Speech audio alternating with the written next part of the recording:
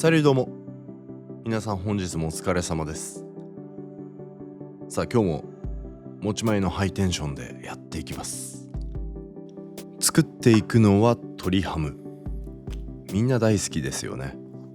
良質なタンパク質が豊富で脂質もとにかく少ない、非常に優れたお肉で安くて手に入りやすいと、いいところだらけなんですけど、唯一ねちょっと火を入れるとパサつきやすいっていうところがありますよね。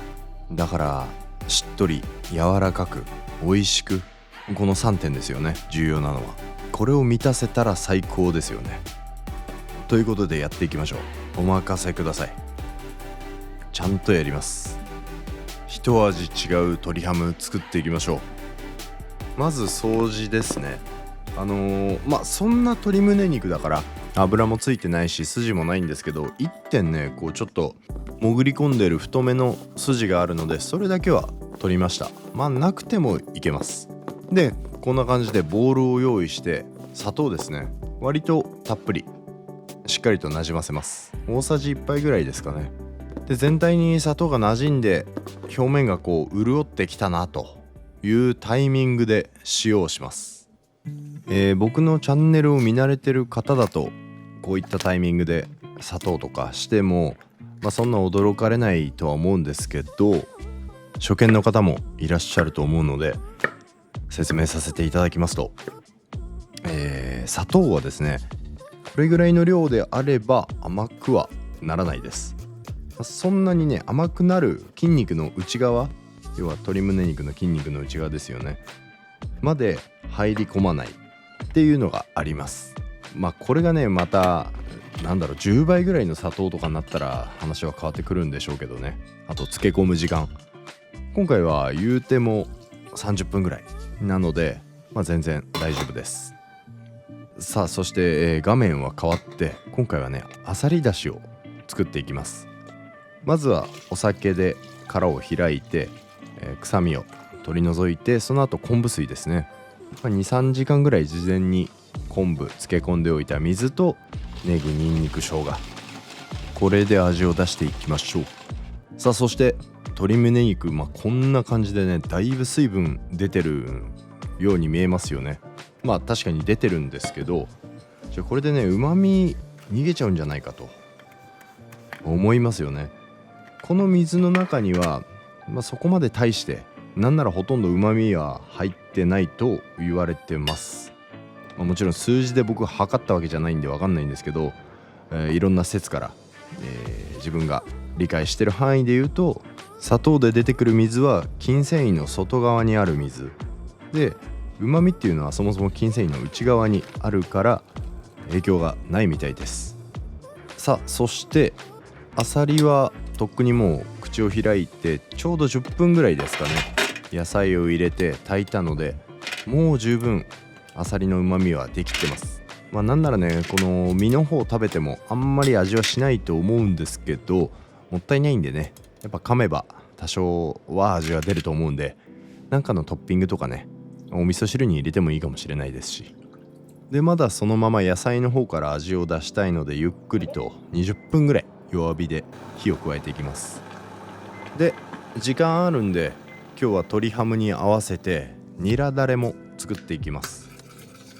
まずは、酒とみりんですね、煮切ってからコチュジャン加えます。コチュジャンで甘みとコクと辛みで、お醤油も結構たっぷり入れますね。お醤油ベースの味わいにしていく感じで、コチュジャンもねお好みで多めにしてもいいかもしれないですし、今回はスプーン1杯分ぐらいは入れました。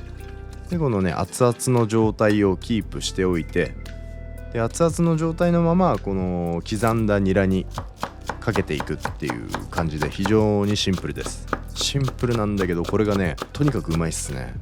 僕はすごく好きで、これだけの動画でも良かったんじゃないかっていうぐらい好きな味です。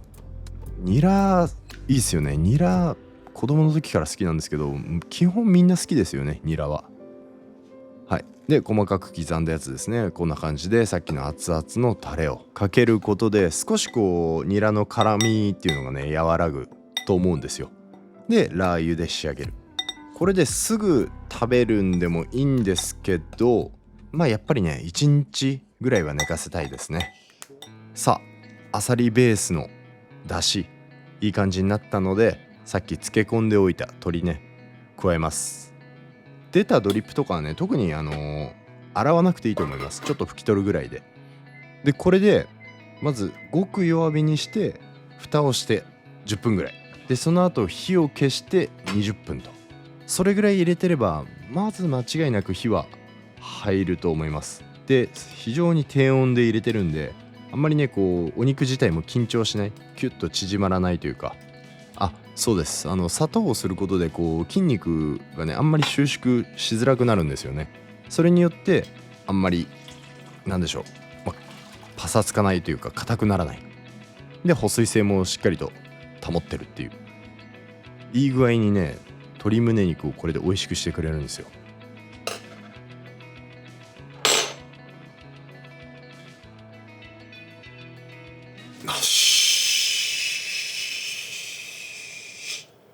でアサリだしがこう鶏胸肉茹でることで鶏の旨味が加わっちゃって、美味しくなっちゃうの。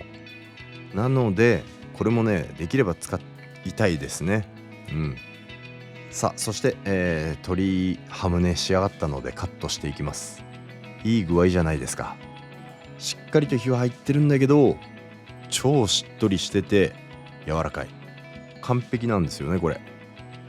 やっぱりちょっとこううっすらピンクが残ってたりしても美味しいんですけど、やっぱ家で食べると不安だということもあると思うんで、しっかりと目で見た感じは火が入ってるだけど柔らかいっていうのがねこれ大事ですよね。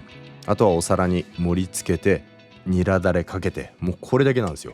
これがお米に震えるほど合う。本当に合う。酒のつまみでもいいです。でも個人的にはお米っすね。でこれでまず初日はお米で平らげて、で翌日ね鶏胸肉違う形で食べたいっていう時にこのスープが活躍するんですよ。ちょっと塩を足して、でねもうこのままねラーメンいけちゃいます。もうこのシンプルな味だけでもいいんですけどね、ニラだれを入れちまおうっていう話なんですよ。このニラだれをベースにしてさっきのスープで割る。楽しみ方がね30ぐらいになってますよねこれ。これがまたうまいんですよ。なんならこれが主役かもしれないっていうぐらいうまいんですよ。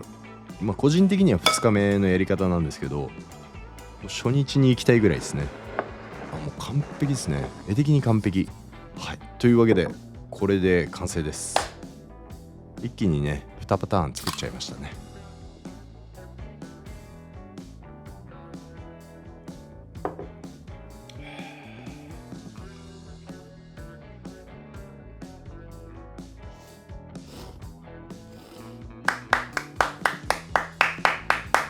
うまい、最高にうまい。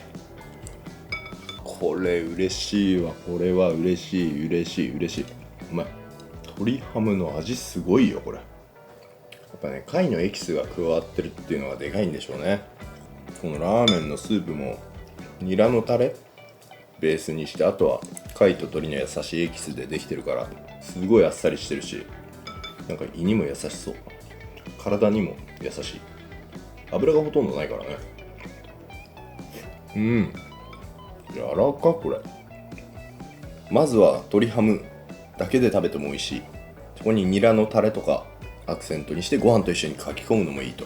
で2日目ちょっと多めに仕込んでおいたやつが余ると仮定して、今度はそれをラーメンにしていくっていうね、とんでもない楽しみ方のバリエーションですね。